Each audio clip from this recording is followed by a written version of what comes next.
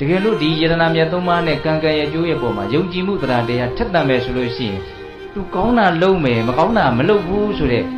သူ့ဘဝဘလို့ဆက်သွားမလဲဆိုတဲ့ကြီးမှန်းချက်လမ်းစဉ်ဟာပြီးပြင်းရှိတယ်လမ်းစဉ်ကအများကြီးတော့မဟုတ်မကောင်းမှုရှောင်ကောင်းမှုရှောင်ဖြူအောင်စိတ်ကိုထားပဲဟုတ်လားငါမကောင်းတာဘာမှမလုပ်ဘူးတက်နိုင်တယ်များရှောင်ကောင်းတာတွေကိုတက်နိုင်တယ်များပြည့်စုံအောင်ငါကြိုးစားငါရဲ့စိတ်ကိုဖြူရှင်အောင်ငါလုပ်နော်ယုံကြည်မှုရှိရင်ဒီလမ်းစဉ်ဟာသူ့အတွက်ဘာဖြစ်နေတော့ထင်ရှားနေတယ်သူဒီတိုင်းသွားမှာပဲနော်မကောင်းမှုကိုရှောင်ကျင်ခြင်းဟာဆင်းရဲဒုက္ခကိုမတွေ့အောင်ရှောင်ကျင်ရရောက်တယ်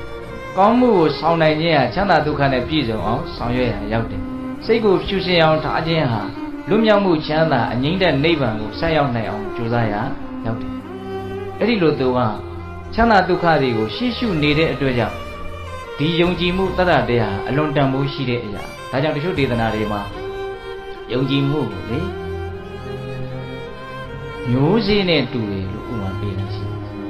သာသနာ့ဒီဥသောလေယာမြေမှာယုံကြည်မှုမျိုးစေ့ကိုချလိုက်တဲ့အချိန်မှာတဲ့တီလအမြင့်တွေ့သွားတယ်အဲ့ဒီဥပမာလေးကိုဘုန်းကအလွန်ကြိုက်တယ်သာသနာမြေပေါ်မှာယုံကြည်မှုမျိုးစေ့ကိုချလိုက်တယ်ဘာအမြင့်တွေ့သွားတာတော့တီလအမြင့်တွေ့သွားတမာရိပညာအပင်လေးပေါက်လာပြီးတော့မဉ္ဇဉ်ပူညာဆိုတဲ့အတိအပွင့်ကိုရနိုင်တယ်ဒီလိုပြောတာယုံကြည်မှုမျိုးစေ့ကိုမချနိုင်ဘူးဆိုရင်တီလအမြင့်လည်းမတွေ့နိုင်ဘူးတီလအမြင့်မှမတွေ့နိုင်ဘူးဆိုရင်တမာရိအညွန့်ညောင်ဘလို့မှမထွက်နိုင်ဘူးပညာပင်စီဘလို့မှမကြီးထွားနိုင်ဘူးမဉ္ဇဉ်ပူညာဘလို့မှမရနိုင်ဘူးဒါတချို့ဒေသနာတွေမှာဟောတဲ့တရားတရားရဲ့နောက်တန်မှုရှိပုံလေးတွေတချို့ဒေသနာတွေကြတော့လည်းပဲတရားတရားဟာအလွန်မှကြီးကျယ်တဲ့အရင်အနည်းတစ်မျိုးဖြစ်တယ်လို့လည်းဟောတယ်ယုံကြည်မှုရှိရင်သူဟာကုသိုလ်ဆိုတဲ့အတိုးအမြတ်တွေဟာရလာမှာဟုတ်လားအဲ့ဒီကုသိုလ်ရဲ့အကျိုးဆက်ဟာချမ်းသာဒုက္ခဒါကြောင့်ဣဒဘောင်းသူတော်ကောင်းတို့ကိုယ့်ရဲ့စိတ်ထဲမှာအမြဲတမ်းရှိနေသင့်တယ်လို့ပြောရလောက်အောင်တန်ဖိုးရှိတဲ့အရာဟာဘာလဲလို့မင်းရဲ့ယုံကြည်မှုပဲနော်ဒါကြောင့်မြတ်စွာဘုရားရဲ့အပေါ်မှာဘုန်းဘုန်းတို့ကဘာလို့မလို့ယုံကြည်ရမယ်တလုံးနဲ့ခြုံပြောရမယ်ဆိုရင်မြတ်စွာဘုရားရဲ့တပ္ပယုတ္တဉာဏ်ကိုယုံကြည်တယ်ဘုရားပြောတာတွေဟာအမှန်နေလို့ယုံကြည်ရမယ်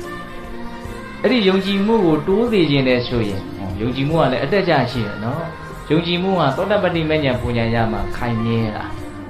ပုထုဇဉ်ဘဝမှာယုံကြည်မှုဟာမခိုင်မြဲဘူးအတက်ကြရှိတယ်အဲ့ဒါကိုဘုန်းဘုန်းတို့ကတိုးတက်ခြင်းတယ်ဆိုလို့ရှိရင်သူတော်ကောင်းကိုပေါင်းရမယ်သူတော်ကောင်းတရားကိုနာရမယ်နော်ပြီးတော့ဓမ္မနုဓမ္မပฏิပတိယောနိသောမနတိကာရအတွေးမှအမြင်မှရှိရမယ်ဓမ္မနုဓမ္မပฏิပတိသူတော်ကောင်းတရားအားလေရော်တဲ့တနည်းအားဖြင့်မဉ္ဇဉ်ပူညာကိုရစေတတ်တဲ့အကျင့်မြတ်ကိုကျင့်သုံးရမယ်သောတာပန်ဖြစ်ကြောင်းတရား၄ပါးလည်းဒါပဲဟုတ်လားတရားတရားတိုးပွားကြောင်း၄ပါးလည်းဒါပဲပညာတရားတိုးပွားကြောင်း၄ပါးလည်းဒါပဲနော်သူတော်ကောင်းတွေနဲ့ပေါင်းရင်ယုံကြည်စရာတွေတွေ့လာပြီးတော့စိတ်မှာယုံကြည်မှုတိုးတယ်သူတော်ကောင်းတရားကိုနာရင်လည်းယုံကြည်မှုတိုးတာပဲအလွန်မြင့်မားတဲ့စာပေကိုဖတ်ရင်လည်းယုံကြည်မှုတိုးတာပဲမြတ်စွာဘုရားရဲ့အကြောင်းတွေကိုလေ့လာခွင့်ရတဲ့အခါမှာယုံကြည်မှုတွေတိုးဟုတ်လားကိုယ့်ရဲ့အတွေးတွေအမြင်တွေမှန်ကန်လုံးအားကြီးရင်လည်းယုံကြည်မှုတိုးတာပဲယောနိသောနဲ့ဒီကားလာနော်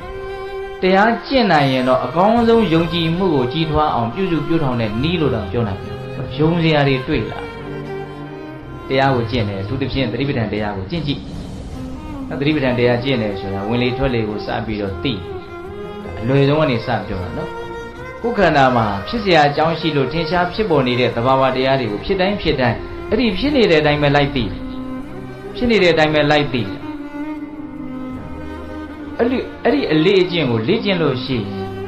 စိတ်ဟာဘလို့ဖြူစင်းလာတယ်လဲဘလို့အပြစ်ကင်းလာတယ်လဲဘလို့မြင့်မားလာတယ်လဲဆိုတာကိုယ်တိုင်ခံစားလို့ရတဲ့အနေအထားတွေရောက်အောင်သိနိုင်တယ်အခုတို့ဘလို့ကင်းသွားလဲဆိုတာကိုယ်တိုင်သိနိုင်တယ်ကောင်းမြတ်တဲ့သဘောတွေဘလို့ဖြစ်လာတယ်လဲဆိုတာကိုယ်တိုင်သိနိုင်တယ်အကျိုးရလဒ်အနေနဲ့စိတ်မှာဘလို့ငြိမ်းအေးသွားတယ်လဲဘလို့ချမ်းသာသွားတယ်လဲဆိုတာကိုယ်တိုင်သိနိုင်တယ်အဲ့ဒီသိမှုတွေနဲ့ဆိုင်လေလေဒါတွေကစိတ်ကူးရင်ပြီးရှောက်ပြောထားတဲ့အရာတွေမဟုတ်တကယ်အမှန်တရားတွေပါလားဆိုတဲ့ဒီဟာရဲ့အပေါ်မှာယုံကြည်မှုဟာနဲ့ဆိုင်စူးဝင်သွားတဲ့သဘောရှိဘောပေါက်လာဘုံပြောတာဒါကြောင့်တရားတရားအားကြီးခြင်းနဲ့ဆိုလို့ရှိရင်တရားကိုကျင့်ကြည့်တရားဟာတန်ဋိဋ္ဌိကကိုယ်တိုင်သိနိုင်တဲ့အရာအကာလေးကအချိန်မဆိုင်အကျိုးပေးတဲ့အရာအေဟိပတိကကောင်းလုံးလို့လာကြည့်စမ်းလို့အမခံချက်အပြည့်နဲ့ဖိတ်ခေါ်တိုက်တဲ့အရာဩပ